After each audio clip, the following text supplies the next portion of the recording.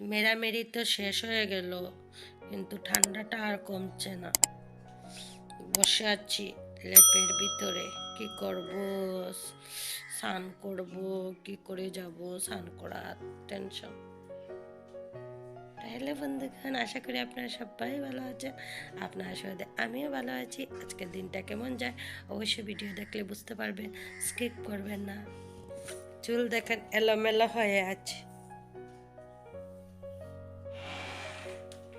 আমাদের ঘরে ভূত এসেছে, ভূত।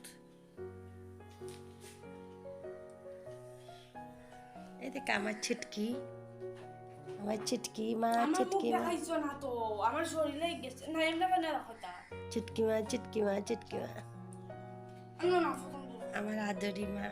না না না তো অনেক ঢং তামসা হলো বন্ধুগণ।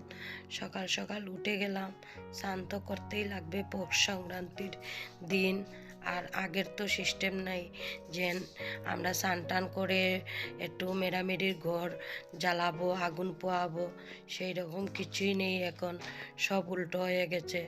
এখনও গ্রামে গঞ্জে চলে, আমাদের এখানে তো একদমই নেই। স্নান করে সোজা ঠাকুর ঘরেই এসে পড়লাম। তো কালকে কি কি পিঠা বানালাম আর ঠাকুরকে কি দিয়ে সেবা দিলাম দেখে নিন। পাটিসাপটা, মালপোয়া, দুধ পুলি, কাটা নিমকি আর বকফুল। আর আমাদের ছিল সোমবার নিরামিষ। তো এখানে ভাজা বড়া হয়ে গেল, আর শিম চচ্চড়া, আর ওইদিকে হয়ে গেছে মিক্সড ডাল। এটা দিয়ে আমাদের পৌষ সংক্রান্তি সুন্দর কেটেছে।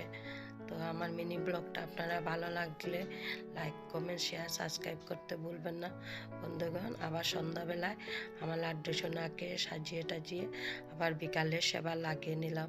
আজকের জন্য এতটুকুই বন্ধুগণ, বাই।